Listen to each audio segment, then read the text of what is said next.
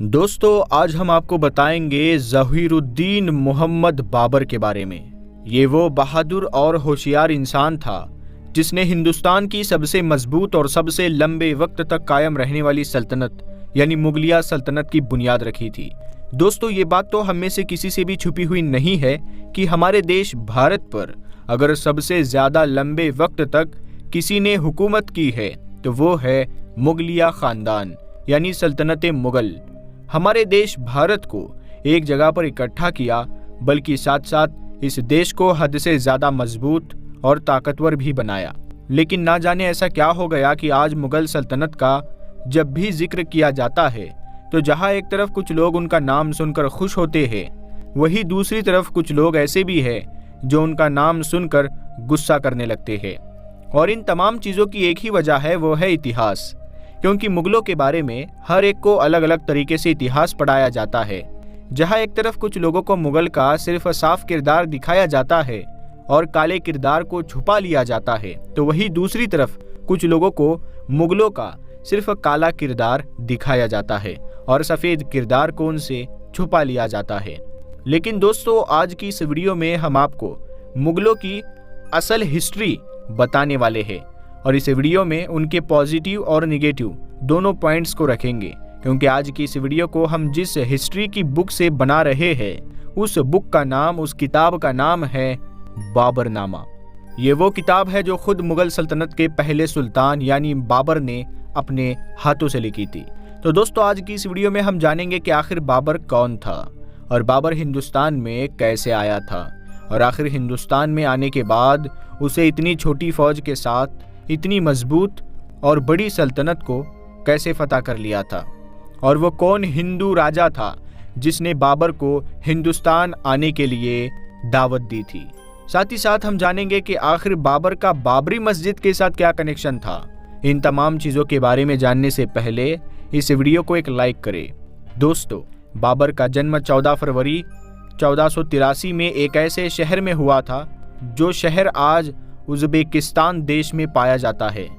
बाबर का पूरा नाम ज़हीरुद्दीन मोहम्मद बाबर था।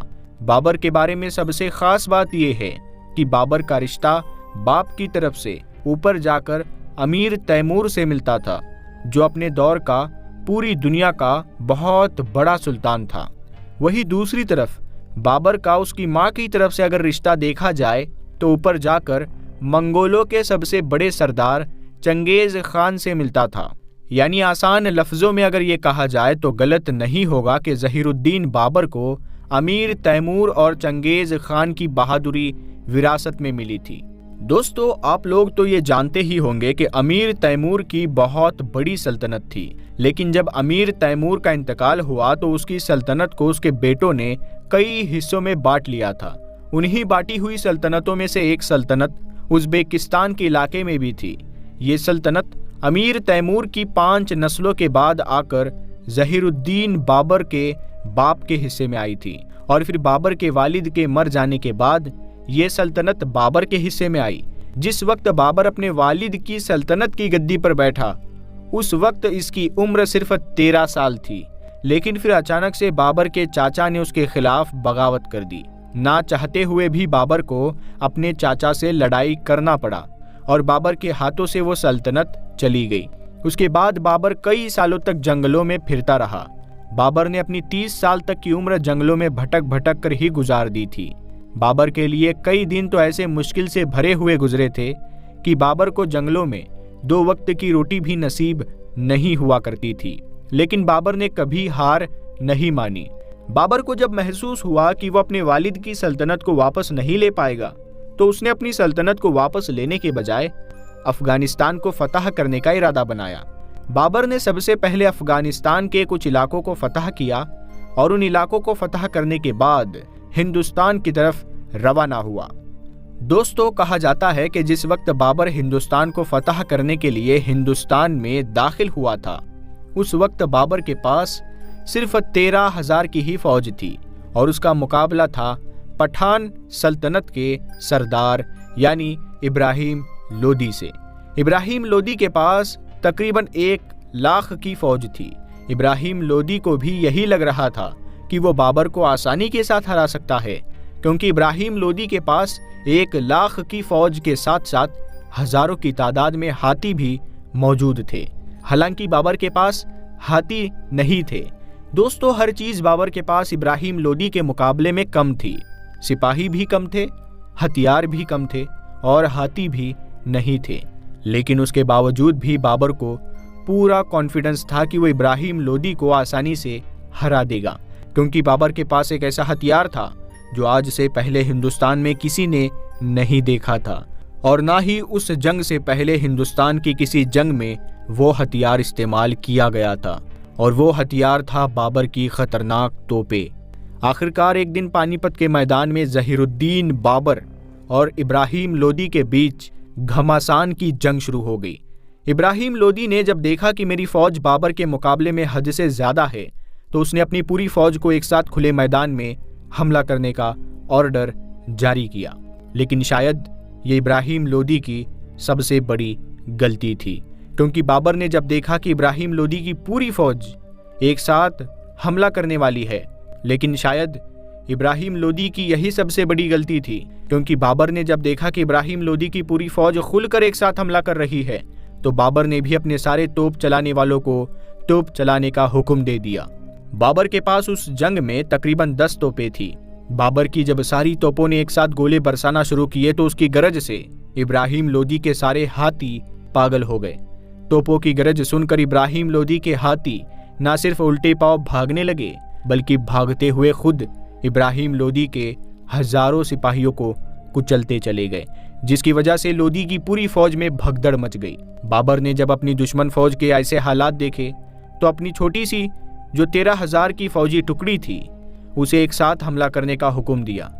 बाबर का यह हमला इतना तेज था कि लोदी चाहकर भी उस हमले को नहीं रोक सका, और इस जंग में लोदी खुद भी मारा गया, और इस तरह से हिंदुस्तान में बाबर को पहली फतह नसीब हो गई थी।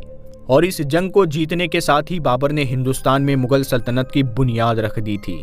लोदी को हराने के बाद ज़हीरुद्दीन बाबर पूरी शान और शौकत के साथ दिल्ली में दाखिल हुआ। उस वक्त दिल्ली के सारे किलों पर लोदी की फैमिली का ही कब्जा था, लेकिन बाबर ने इब्राहिम लोदी की मां से इस शर्त के साथ वो किले खाली करवा लिए कि मैं लोदी की फैमिली के किसी भी मेंबर को कुछ नहीं कहूंगा, और ना ही किसी को कोई जानी माली नुकसान पहुंचाया जाएगा। बाबरनामे में खुद बाबर ने भी यही लिखा है कि इब्राहिम लोदी की मां को हमेशा बाबर ने मां का दर्जा दिया और उन्हें मां कहकर ही बुलाया करता था। लेकिन फिर कुछ सालों के बाद इब्राहिम लोदी की मां ने बाबर से अपने बेटे इब्राहिम लोदी की हार का बदला लेने के लिए बगावत कर दी।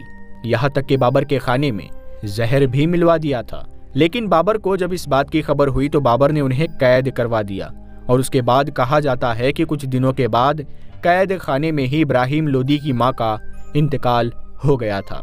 दोस्तों, दिल्ली की सल्तनत पर बैठने के बाद बाबर के सामने जो सबसे पहली मुसीबत थी, वो थी मेवाड़ का राजा राणा संगा, क्योंकि राणा संगा बाबर की सल्तनत को कबूल करने के लिए हरगिज तैयार नहीं था। हालांकि आपको जानकर हैरानी होगी कि बाबर को हिंदुस्तान में राणा संगा ने ही बुलाया था। राणा संगा ने बाबर को ये खत लिखा था कि तुम भारत आओ और भारत को जालिम के हाथों से छुड़वा लो, क्योंकि राणा संगा ये सोच रहा था कि शायद बाबर भी अपने जद्दे अमजद यानी अपने पूर्वज अमीर तैमूर की तरह हिंदुस्तान को सिर्फ फतह करके और इसे लूट करके वापस अपने वतन चला जाएगा, और जब लोधी सल्तनत लुट जाएगी तो हम सब राजपूत मिलकर एक साथ बड़ी सल्तनत कायम कर लेंगे। लेकिन उसे इस बात का जर्रा बराबर भी शक नहीं था कि बाबर इब्राहिम लोदी को हराकर हिंदुस्तान में ही रहकर सल्तनत करने लगेगा। लिहाजा जब बाबर ने दिल्ली पर सल्तनत करना शुरू की, तो राणा संगा ने बाबर की सल्तनत को मानने से इनकार कर लिया।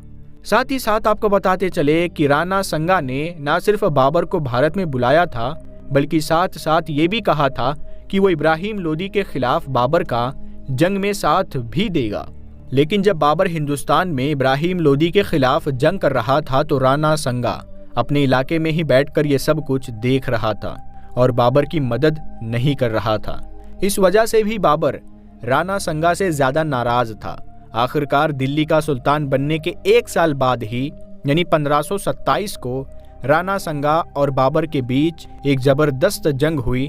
इस जंग में भी बाबर ने अपनी जबरदस्त होशियारी और तोपों के जरिए से राणा संगा की फौज को चंद लम्हों में ही हरा दिया था।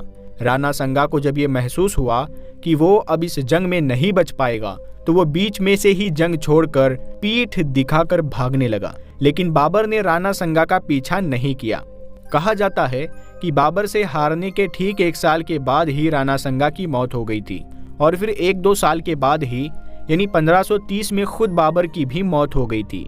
दोस्तों, अगर बात की जाए बाबर की कब्र के बारे में तो क्योंकि बाबर ने ये नसीहत की थी कि उसके मरने के बाद उसको उसके पुराने वतन यानी काबुल में ही दफना दिया जाए, तो इसलिए बाबर को उसके बेटे हुमायूं ने काबुल में ही दफनाया था। आज भी बाबर की कब्र काबुल शहर में मौजूद है। दोस्तों, बाबर की मौत के बारे में ये कहानी भी मशहूर है कि बाबर का बेटा यानी हुमायूं, जिससे बाबर बहुत प्यार करा करता था, एक बार बीमार हो गया था। हुमायूं को बीमार देखकर बाबर बहुत ज्यादा परेशान रहा करता था। बाबर हमेशा रो रो कर यही दुआ करता था कि ऐ अल्लाह, तू मेरे बेटे हुमायूं को ठीक कर दे, चाहे तो हुमायूं के बदले में मेरी जिंदगी ले ले, यानी मेरी उम्र मेरे बेटे हुमायूं को लग जाए। और कहा जाता है कि अचानक से एक दिन हुमायूं ठीक हो गया। जिस दिन हुमायूं ठीक हुआ उसी दिन से बाबर बीमार रहने लगा और आखिरकार कुल 47 साल की उम्र में बाबर का इंतकाल हो गया था। दोस्तों, आज के दौर में अगर बाबर बादशाह से जुड़ी कोई चीज सबसे ज्यादा मशहूर है तो वो बाबरी मस्जिद है, क्योंकि बाबरी मस्जिद बाबर के ही अजीम सेनापति यानी मीर बाकी ने बनवाई थी। बहुत से लोग इस गलत फहमी में भी रहते हैं कि बाबरी मस्जिद को मुगलों के पहले बादशाह यानी बाबर ने बनवाया था। हालांकि ये उनकी गलत फहमी है, क्योंकि ये मस्जिद बाबर ने नहीं बनवाई थी, बल्कि बाबर का तो अयोध्या में कभी आने का कोई सबूत मौजूद ही नहीं है। दोस्तों, अगर बात की जाए इस मुद्दे पर कि बाबर एक जालिम किस्म का इंसान था या फिर एक रहमदिल, तो इस टॉपिक पर आज भी बहुत सारे लोग अलग अलग राय अपनी रखते हैं। एक तरफ कुछ लोग उसकी तारीफ करेंगे, उसे रहमदिल बताएंगे, तो वही दूसरी तरफ कुछ लोग उसे एक जालिम किस्म का इंसान बताएंगे। यानी ये एक ऐसा टॉपिक है जो आज तक नहीं सुलझ सका है, क्योंकि दोस्तों इतिहास में जहां एक तरफ बाबर की कुछ रहमदिली का जिक्र आया है तो वही कुछ जुल्म का भी जिक्र आया है। बाबरनामे में खुद बाबर ने लिखा है कि जब उसने भारत देश को फतह किया था तो उसके कुछ सिपाहियों ने गरीबों के साथ लूट मार की थी, उनके जानवरों को छीन लिया था, उनका पैसा उनका माल वगैरह भी छीन लिया था। इस बात की खबर जब बाबर को लगी थी तो बाबर ने न सिर्फ उन फौजियों को सजा दी बल्कि उनमें से कुछ को तो मौत की सजा भी सुनाई गई थी।